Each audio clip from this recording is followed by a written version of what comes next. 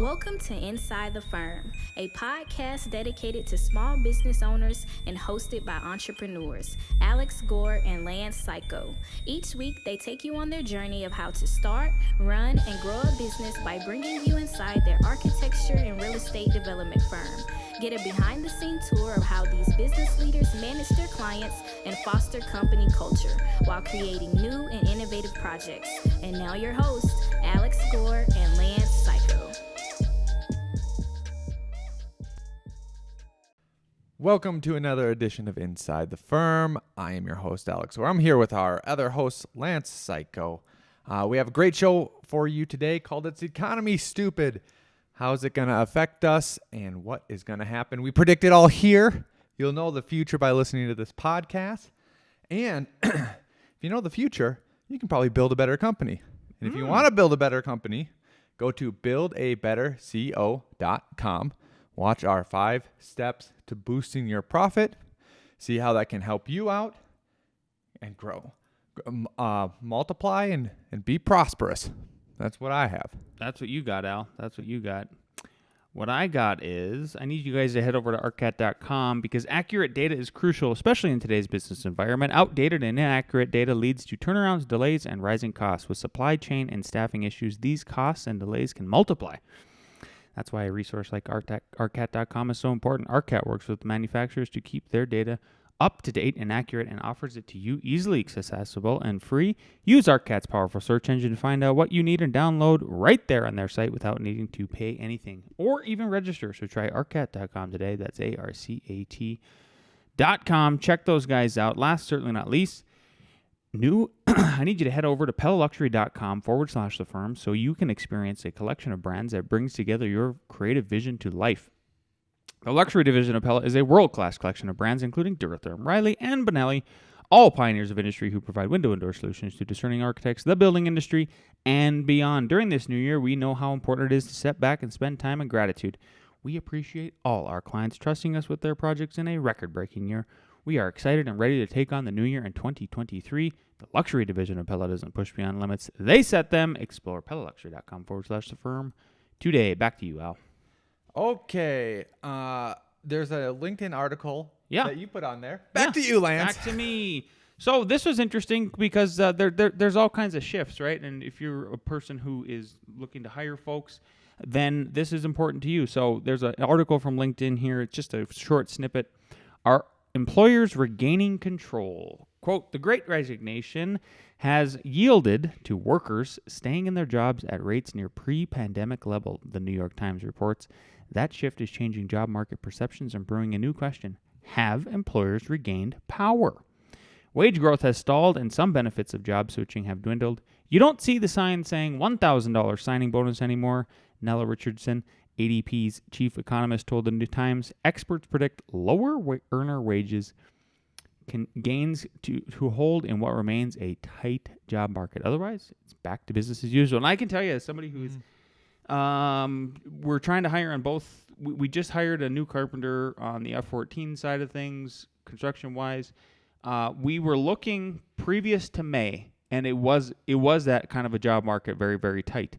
There was a shift that happened in June, because then when we needed to hire somebody in June and July, the amount of inquiry, the amount of interest we had in that position and the quality of candidates was like night and day. Yep. Now we have a very experienced carpenter and the wages are fair on both sides of the coin.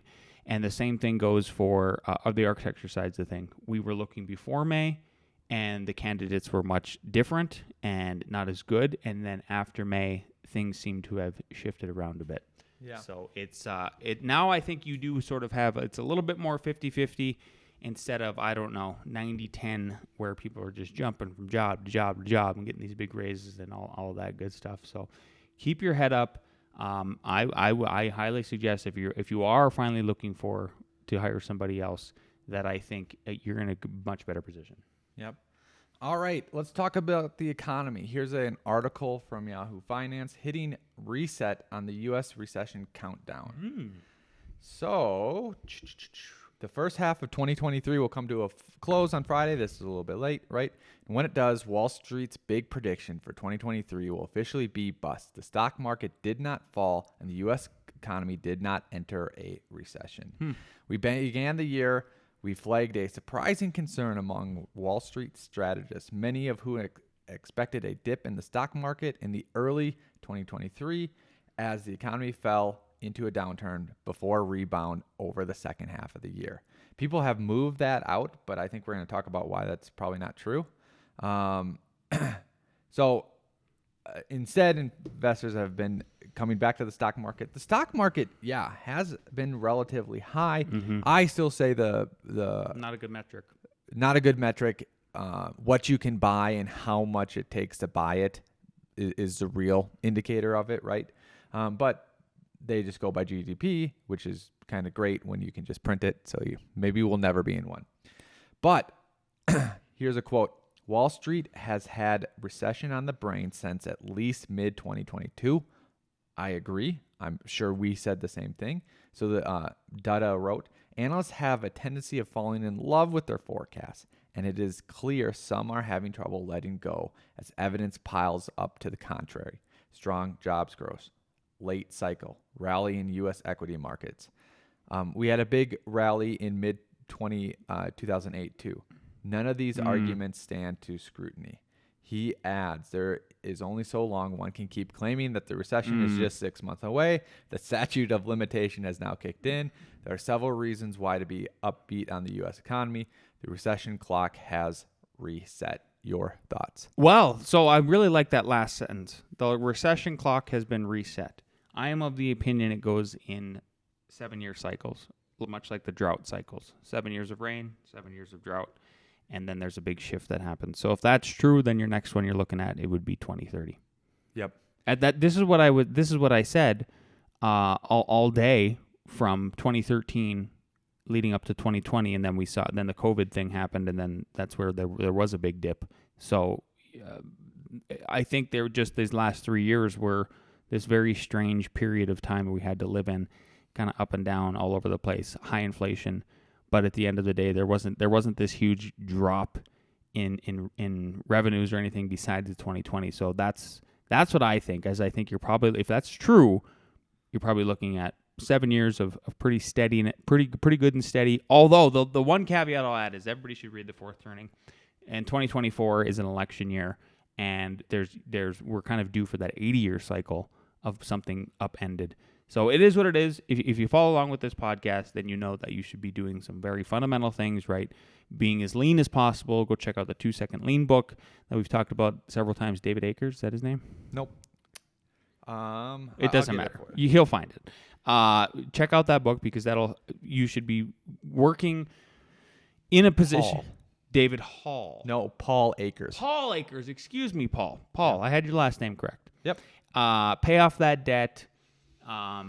Do the fundamental things correctly, and you should be, and then widen your platform, right? If you're just doing one kind of architecture, you're hurting yourself. You're setting yourself up for failure. If you haven't considered doing the transition from architect to builder, extending the pipeline, consider those things. Yep. Build a better business. Check it out. Why not? So I love that you have extended the amount that we can be paranoid. And I think that's a good thing because the 2024 to 2028 major cycle is real to me. And then we just said if this reset is true, then that means B word at 2030. Yeah. And it goes to the notion of only the paranoid survive. Don't over paranoid yourself, but only the paranoid survive. Don't over paranoid yourself to a point where you have paralysis. Yes, but be lean, mean, efficient, profitable. Store some of those profits away. Don't just throw them away. All that applies. I think that there was the recession, and I mean, I don't know if I said it on this podcast. I said it to Lance. Like, I actually think that we are in a depression, and the evidence are. Just think about during the Depression. Literally during the Depression, you didn't have females in the workforce, right? Yeah. So it was male dominated and like you could only buy what you could buy, right? Now to get that same level, you need dual income housing, and then you still look at all the ramifications. Like the bread lines aren't long because they've systemized it into the cards, and there's just as much money spent or even more on that. You look at all the drugs and the crimes and all that in all the major cities, it is substantially up.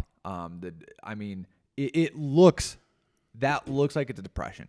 Anyways, that's a side point too. They just glossed over that 7-year cycle by just throwing in watering down money. Mm-hmm. and it sort of had like a fire, and then they tamped it down, and maybe there's just coals burning. Is that a good analogy for it? Yeah. Yeah. Which leads into our next article by the AIA. Billings suggests slight rebound in May. There you go. Billings index measured 5.51 in May. So billings up 2.5. Project inquiries 3.3. Design contracts 2.5. Just in the last week. Big projects, great projects. Yeah, a couple big inquiries coming into F9 for sure. Haven't got them. Trying to. Little ones still trickling in. Yep. And that leads to the latest and greatest news. Ooh.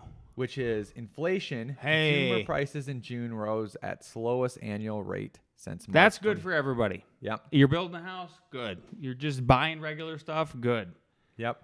I'll tell you the tricky part about it soon, but that's good. Oh, I wonder if you're going to point. Maybe you have a separate point than me, right? So the consumer price index rose 0.2 over the month and 3% over the prior year in June, a slight acceleration from May, 0.1 month-over-month increase, but a slowdown compared to the month's 4% annual gain. Both measurements are slightly better than the forecast. Gore does strip out viable costs like food, which is necessary, gas, which is necessary, and all that. But this is my point, and I'll get to your point. And I want to tell people this point so that they don't freak out. So this is a graph of inflation continuing cooling down in the year. Yeah. So right now, wow, what a spike, bro. 6.1, 3%. So everyone knows that inflation is based off of the year prior. Lance, look at this. Mm-hmm. What was that? 6.1. 9 in June, same time last year. And that's the peak of the graph.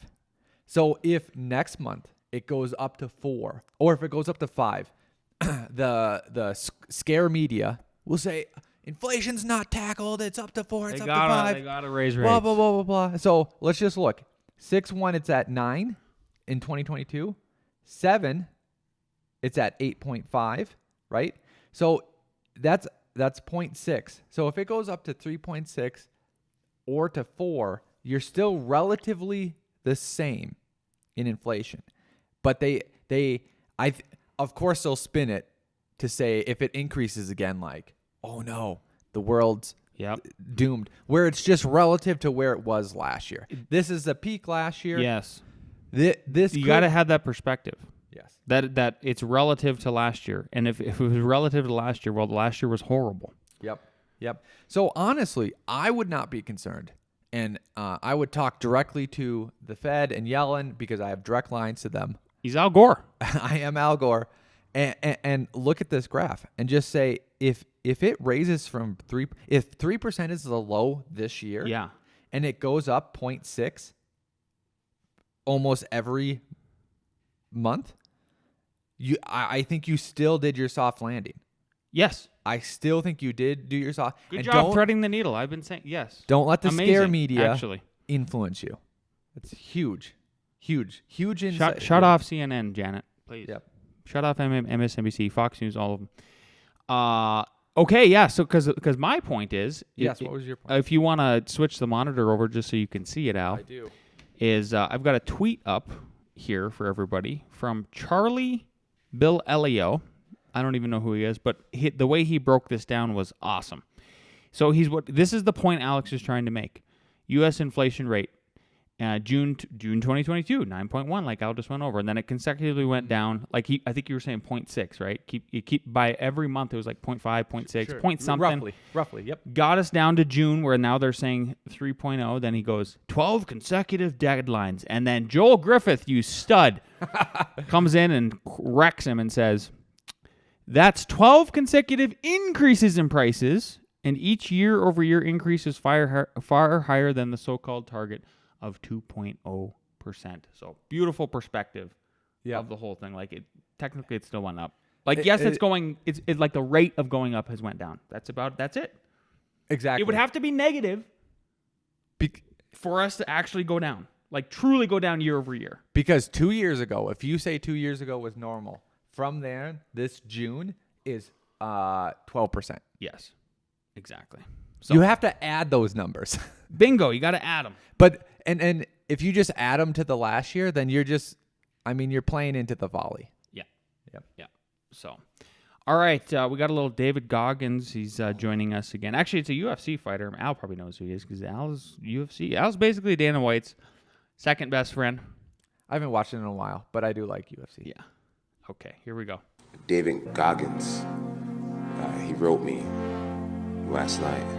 The basis of his message was, be the guy who embraces the ugly, the miserable.